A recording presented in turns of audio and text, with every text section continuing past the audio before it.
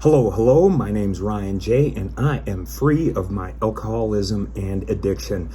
This is going to be a long form post stemming from a question I'm going to ask you. And the question is, are you in or are you out when it comes to your sobriety? Now, this long form video is what I'm going to be presenting this next Sunday as a form of question for the A+ enhanced recovery meeting that I host, and that's live and in person. And if you're in my area, you can definitely attend, but you're probably not, so I'll be bringing that format online via Zoom. You can hit me up for the link on that as well. Now, the question was, are you in or are you out when it comes to addiction and sobriety? Now, for this, I also have, I'll put in the comments a screenshot of the format. All right, so you can follow along or take notes if you wanted to answer it at a later time. Now, are you in or are you out? Okay, well, why is that even a question for you? So, do you need sobriety in your life? Do you want sobriety in your life and recovery? Or you don't know, or you don't even care? And that's totally fine. And that's only a question you would be able to answer. Now, to get a better answer and realization for yourself, if are you in or are you out, would be take a look at your life circumstances, the money you make, the house you live in, the people that you hang out with, your intimate relationships with your friends, your significant other, your family members, with your kids. Is that deserving of more? Are you bringing your best self, or is the addiction getting in the way in some way, shape, or form? Has it been recommended to you through courts, through your probation officer? Maybe you got out of jail or prison, and that's a stark reminder that, hey, maybe I should give this sobriety recovery thing a try. That's only something that you can answer. So then, how do you really know if you're going to need it or not? Now, if any of those things that I described or laid out as a possible motivation for you, if any of those are in question, you may want to try sobriety and recovery. So then how are we going to confidently get to the point where you can say to yourself, all right, I'm in. I'm all in on this. All right, and kind of surrendering to it. Well, to get to that point, again, this is more self-reflection. So if you're sick and tired of going to jail, if you're sick and tired of not being invited to the family get-togethers, or people are walking on eggshells while they're around you, or your plain old simple motivation is to get out of jail, to get probation off your back, and you're sick and tired of the bullshit that comes along with it. It may not happen now, but it definitely catches up with you.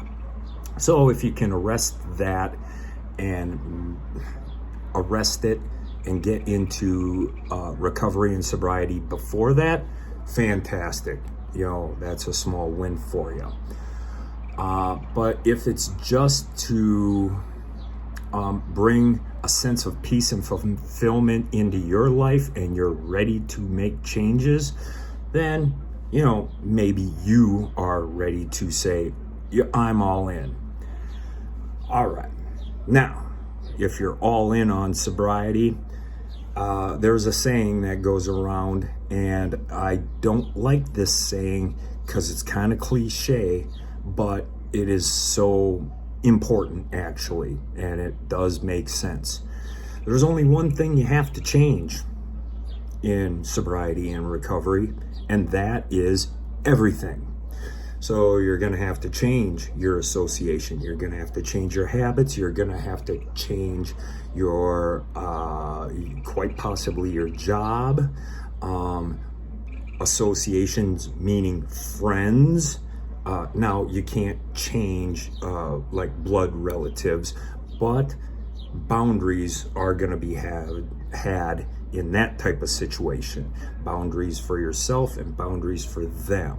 That's a different level of change, because you can't like just, well, you could, but that's for you to decide on the extent of changing family members. All right, that's a little bit off the topic, but you get what I'm saying. So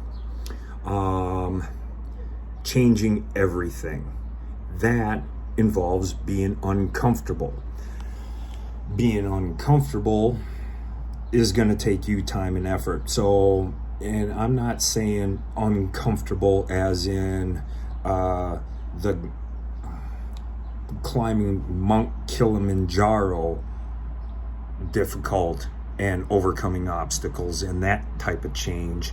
It's going to be personal change in your mindset, in your thoughts, in your actions, in your behaviors, in your thoughts and feelings, which is probably a little bit, well, it's actually probably more difficult work than literally climbing Mount Kilimanjaro, because that's brutal honesty. That's where your personal growth is going to come into play. Once you start understanding, realizing that, you know, putting down the drugs and the drink is the easy part, but dealing with yourself and the you versus you aspect of recovery and sobriety, therein lies the challenge. All right, so you've accepted that, yeah, all right, this addiction is kicking my ass. I need to do something about it. Fantastic. You've accepted that. Now it's time to be brutally honest with yourself. Honest with yourself, to other people. And for the longest time, I was making so many lies that I actually believed me and my lies. That is a different thing altogether, but we'll get there. So acceptance and being real and realistic. All right, if you're looking around and like, man, the money's just not right, the relationships just aren't right, my house isn't right, this isn't right, being real and taking responsibility, because all that kind of stuff, where's my role in that? Accepting your role in this. Then you're gonna have to, when you accept it, now that brings you to the willingness. You're willing to make the changes that are going to produce long-term sobriety and recovery. Change your friends, change your association. You might have to change your job. You might have to change where you live. If your neighborhood is very, very conducive and fuel to your fire and your addiction, because it's the block you hang out on, it's the restaurant and the bar that you go to, those have to change. So environment has to change as well. Those are uncomfortable. This is going to take effort on your part. Now, what does the effort mean? So this is the action. So with that changing association, go to an AA meeting. Go to an NA meeting. Those are in person, like the A+ Enhanced Recovery meeting that I hold next Sunday, tomorrow, that type of meeting. Surrounding yourself with an association with like minds, with sobriety as the forefront, and that type of personality, and you're all in there for the same reason, people that will lift you up and support you and cheer you on. That's the association that I'm talking about. You'll find those at meetings. Plus, there's all sorts of Zoom meetings that happen daily, on the hour, every hour, worldwide. Okay, so changing your association is not an excuse. Then you gotta log into the Zoom or actually walk in the front door.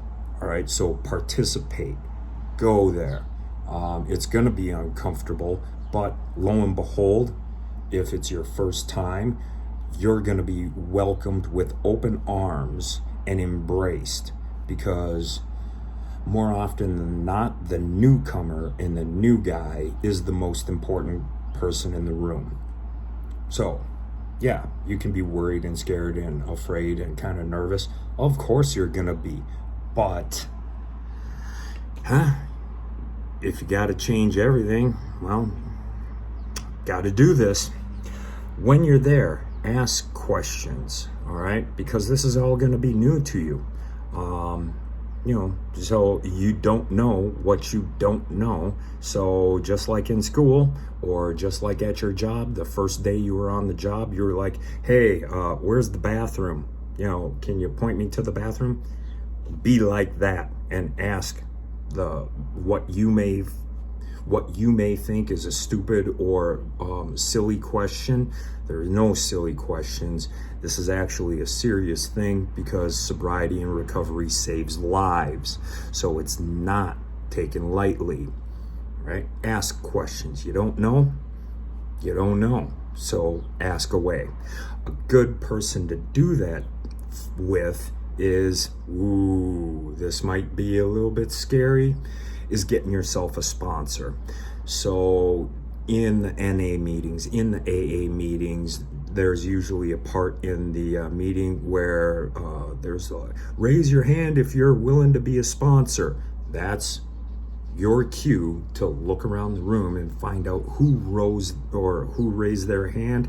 Go search them out, check their vibe, check their personality, see if that's somebody that you could work with for the next 6 months, year, or quite possibly a lifetime of relationship. And you may get a best friend and ally out of the deal. Or if it's not sponsorship like that, get yourself a recovery coach, a transformation coach. You can reach out to me, because that's what I do. Recovery coaching and transformation coaching, specifically in this sobriety recovery genre niche. Sponsorship. So you're going to need some sort of accountability and somebody to show you the ropes and show you the way. After about 30, 60, 90 days, something that I hear quite often is, I got this. I got my sobriety. I know what I'm doing. That's actually kind of dangerous. Because when it's all said and done, the more I'm in this, the more I'm finding out there's so much more for me to learn. Okay, so truly, I never ever really got this. I may be content, I might be happy, I might be transcending of me, but there's always personal growth. There's always more questions that I may have. So I never truly got this. And if you do say, I got this, all right, check your ego a bit there and realize that it's a lifelong process. When it comes to addiction and sobriety, it's very, very fragile, and relapse is common. So when you say, I got this, that might mean, well, check yourself, because it's a precious gift and a lot of work goes into it. So it's easier to stay sober than to come back after a relapse and start it. So that's a helpful hint. It's easier to stay sober than to go out, test the waters, and feel like, oh, maybe I can just have one. Just stay sober. Forget that headache and the guilt and the shame and all that kind of stuff. What I'm basically saying is when it comes to addiction, recovery, and sobriety, it's a lifelong learning process, which is awesome because then there's always room for personal growth. Yes, personal growth and a growth mindset is what we're going for. Now, with all that, I want to read something to you, and this comes from page 83 and 84 from AA World Services out of the Big Book, and this is the AA Promises. These are kind of cool. So let me just read this for you. AA Promises. When you grab the book and you're reading in a meeting, you usually be like, hey, my name's Ryan J, and I'm free from my alcohol addiction, or I'm recovering, or I'm an alcoholic. You introduce yourself. All right, if we are painstaking about this phase of our development, we will be amazed before we are halfway through.